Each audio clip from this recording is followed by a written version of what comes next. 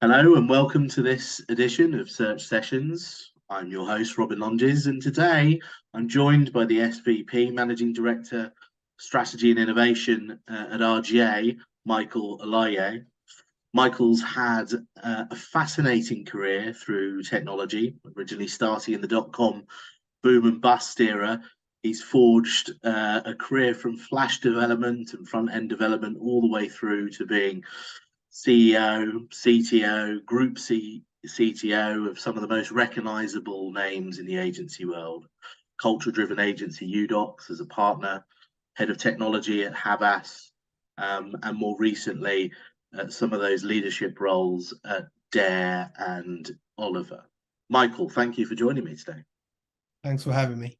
Thanks for having me. So I'd like to kick off. I mean, you're in a unique position at the moment because you're effectively helping create kind of leadership strategies for the group, but without having a kind of a direct team. So, can you think of how you've had to adapt your leadership style in your current setting? It's an interesting question. I'm in a new country as well, which has a cultural difference.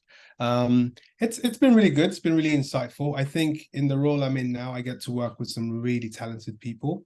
So I wouldn't even class it as a leadership role. I'm collaborating, if I'm being honest.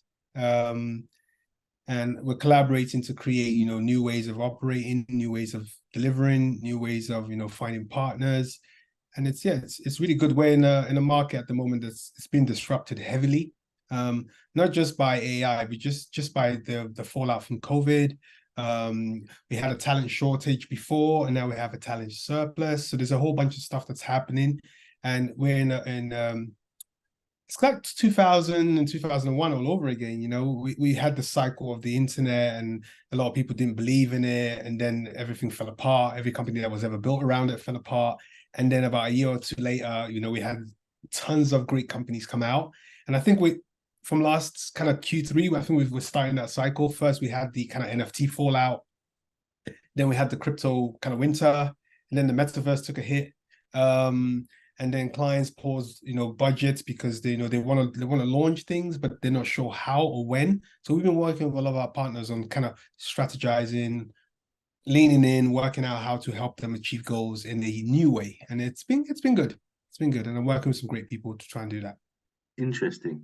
You touched on a point that's close to my heart, the digital skills gap. I think when you work in any area of technology, you are part of essentially trying to solve that digital skills gap, whether it's a Series A scale up, whether you're at a leading agency or a consultancy. Has that particular leadership challenge, do you think, changed or accelerated throughout your career? Where do you feel the greatest challenges is in solving it? I think it's come in cycles, right? I truly believe like our industry, and when I say industry, I'm talking about like the kind of platform product industry. I think it happens in cycles. So, and it happens in cycles of like bundling and unbundling of services. So we had boutique agencies, quite nimble, small, innovative, fast, responsive. Then they get bigger, the projects get bigger.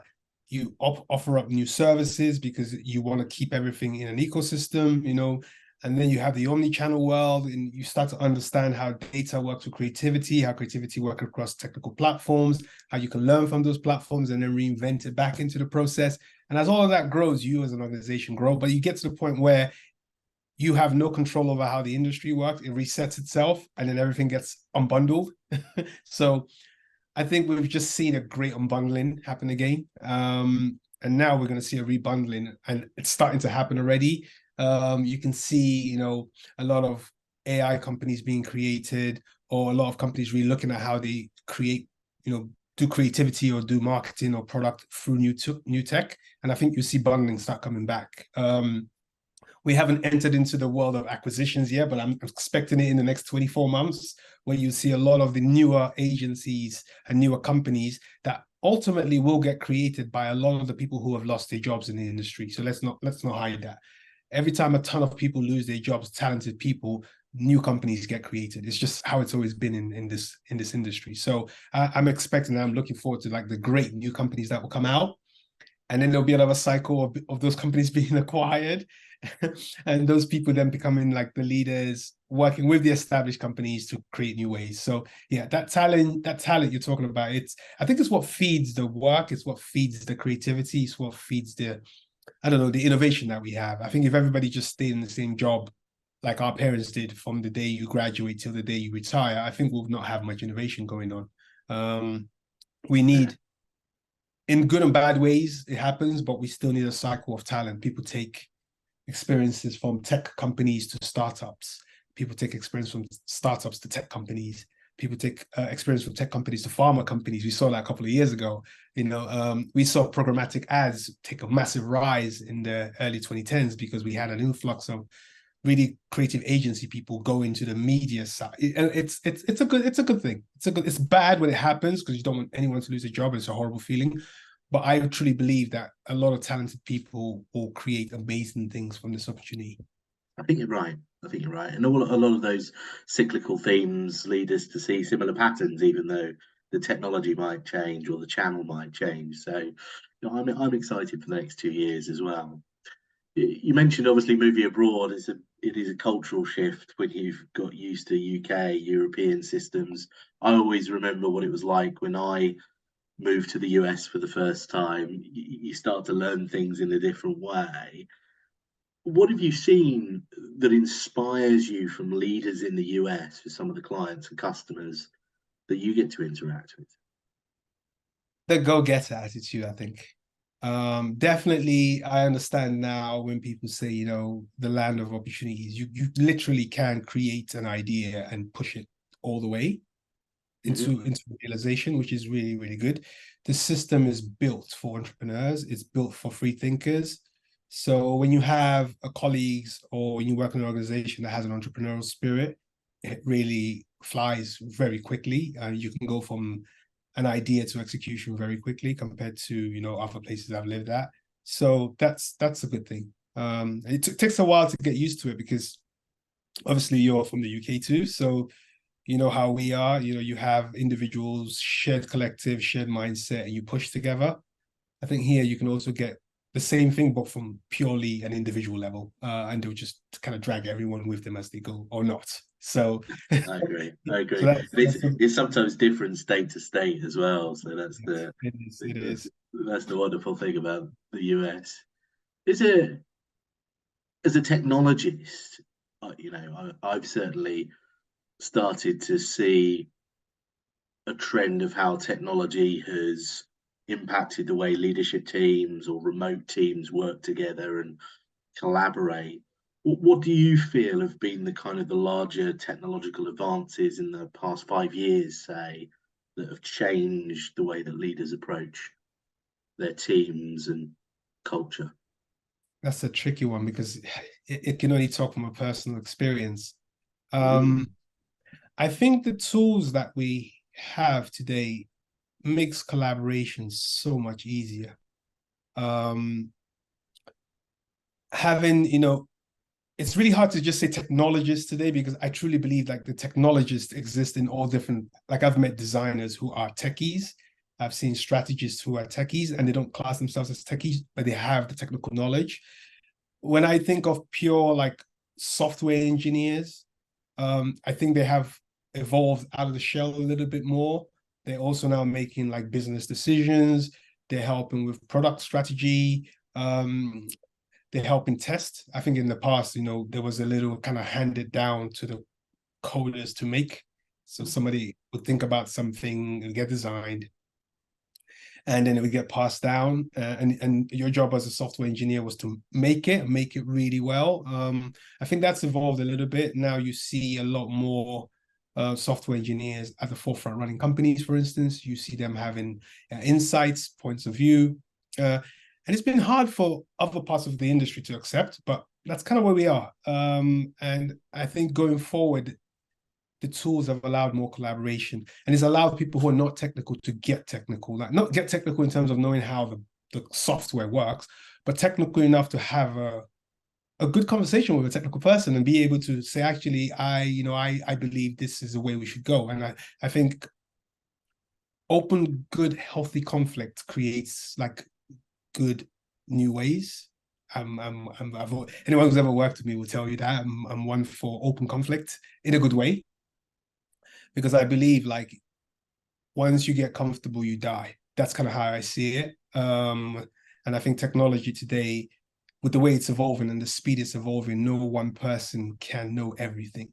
So I know 15 years ago, I could sit in a room and be like, yep, I am the tech guy. I know everything. I know how to host DevOps, servers, apps, middleware. Today, that's not possible. I mean, it's near impossible. It's just too many tools. And so you're about working with colleagues that are like-minded, and then like working with teams that are willing to like experiment and test and not be afraid of small failures, and learning from those failures. And clients too, partners are also doing the same. There's a lot of in-house teams today who are on a path that agencies were on, I don't know, 40 years ago, 30 years ago, of experimenting, culture, process, work, awards, all that stuff that we've been living as agency. A lot of in-house teams have been going to that. So there's like I think we're in a nice place with tools where you can see like brand teams working with product teams, or you can get marketing teams working with like brand teams, and the tools allow us to have that shared kind of synergy. What I've always liked is that kind of theme of continual improvement, continued development. You can put that into people, and you put that into leaders, and you get really kind of strong themes of how non-technical people have perhaps learned from technologists, certainly in the last 5 to 10 years that I've seen. And I know this is a hot topic at the moment, and no one's an expert. We're going to see how the future goes, but we're at the dawn of AI having a major impact on efficiency and productivity, creativity. How do you view this technology? And how do you think it could be used to help drive culture? This is a big question. I'm going to give you my personal opinion first. So I first got made aware of machine learning, I would call it, like early 2009, and then I think early 2010 I got my first chance to work on anything to do with kind of machine learning.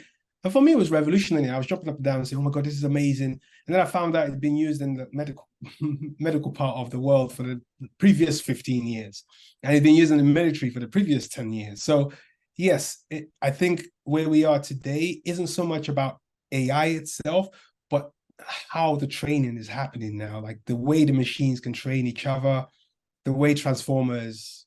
For those that don't know what transformers is, like the way in which the machines are like sapping, like getting the data and then learning off it. And transformers are much more better, like rather than RNNs from the past, which were more neural networks that kind of you have to have human involvement, kind of training them. Now they can almost do it themselves. And I think just the growth is the scary part. So I personally take more good out of it than bad. I do think we need regulations and ethics, and even at RGA we have an ethics document that we're working to. When we talk to clients, we talk about ethics of the AI.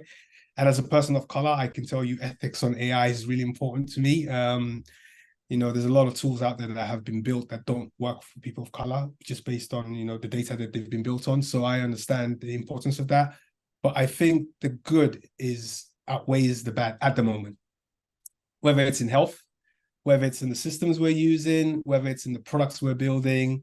I was reading something the other day about how kids will learn in the next 10 years.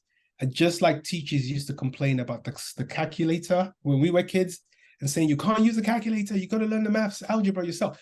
It's going to be the same in the next 10 years, But I think, the scary part is when we get to the point where there's absolutely zero human intervention, who's checking and who's keeping tabs. That's the scary part. But right now, I think it's in a good place. Bear in mind, programmatic ads are also kind of technically AI as well. If we're being honest, this is all machine learning. It's just the method in which it's doing it at the moment is just mind-boggling, and the speed at which it's doing it. It is. I'm sure it'll become an enabler. I'm sure it'll just become part of what we're used to. And as a person that believes in kind of human interaction at all different types of level, it's the one thing that machines, you know, I don't feel will ever be able to kind of replace us for. So, I'm Oh, positive interesting. about it. Yeah, Interesting. yeah. So the bad side of me actually believes that machines will replace a lot of what humans do. Mm. And I read a lot about, there's a lot of noise around, creative, generative AI, it's going to remove all the creatives. I actually think they are like the safest. I think the creative people are the safest of all of us. I think developers, finance, project managers, accountants, that's where the risk is in the short term, because we create or we work on repetitive things. We have repetitive processes. We've been very reliant on applications and tools that remove the heavy lifting and memory from us. Spreadsheets, documents, files, images, servers, SAP, dams. They've removed the thinking from us from holding that information.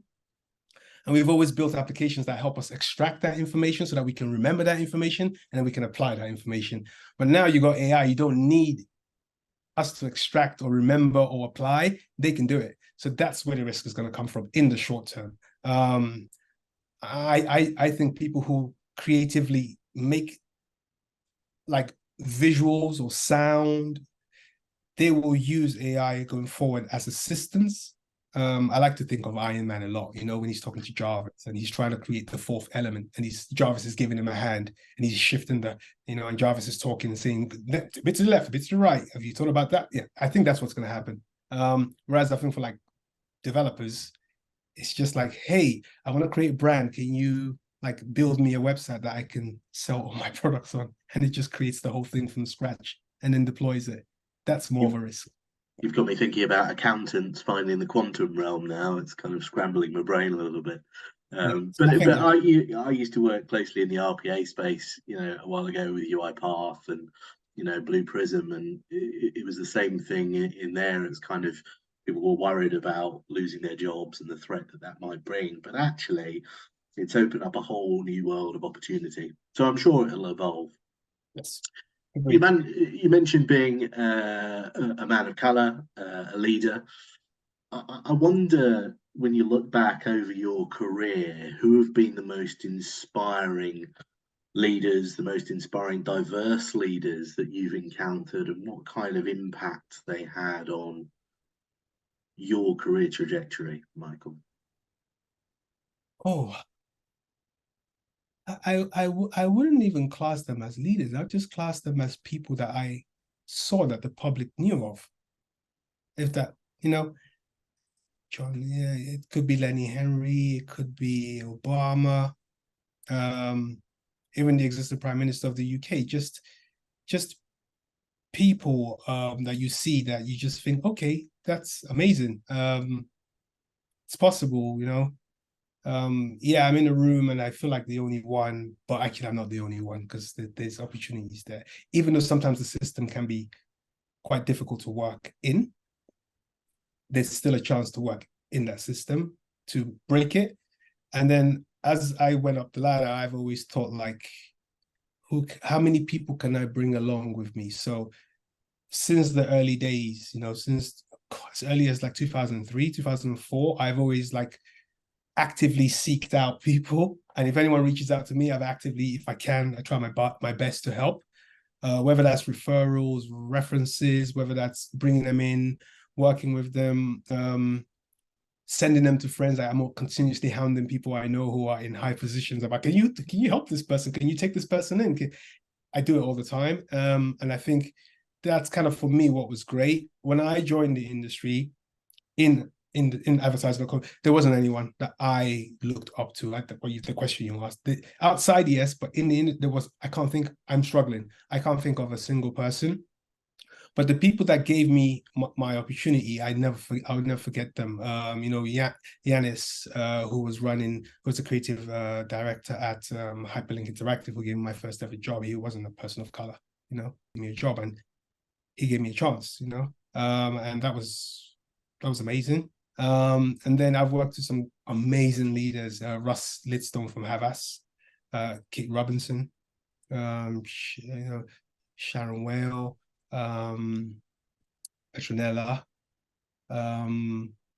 even my boss I'm working with now at Alex. There's some amazing people I've worked with who are not people of color, but I don't think they cared about that, and they just gave me the opportunity. So when I get that chance, I look down at people of color who I can help, and then I try and, if I can, I drag them. I might not be able to drag them where I am into my industry, but I'll try my hardest to use my network, use my connections to open up doors. And I won't stop doing that. I've been doing it for a long time now. So wonderful. I think you've articulated the point incredibly well there, Michael. It's such a fascinating topic to talk about. You know, there's so many brilliantly talented thinkers, leaders, creatively minded people in the industry that you've traversed. Yet, what I've always strived for is building more diverse teams, and that attracts more diverse talent pools. Diversity meaning a different thing to every organization, depending on which part of the world you're in. It's wonderful to hear that you're trying to inspire that next generation yeah. of leaders. Yeah, I mean, it's an odd feeling. Like, people will reach out and say, "Oh my God, you're SVP at RGA." But I don't wake up in the morning and think like, it's very odd. Like, it's the same. Oh, you're CEO of there. It's like, I'm not waking up in the morning and thinking I'm CEO of anything. I got the same problems everyone's got. I got clients that need stuff made, and I got a team that need to do good work and be happy and want to stay and be able to pay their bills. It's for me, it's just like another task.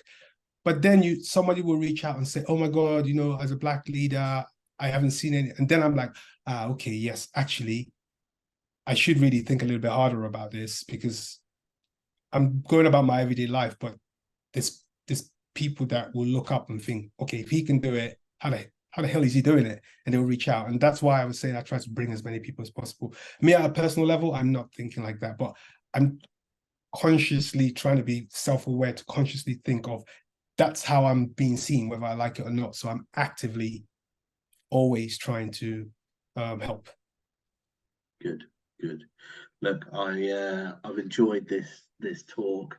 I've enjoyed getting to know you a little bit more and getting to understand your thoughts on the industry, some of the trends that are happening out there. And look, thanks for your time, Michael. It's been amazing. Thank you, Robin. Always a pleasure. Cheers.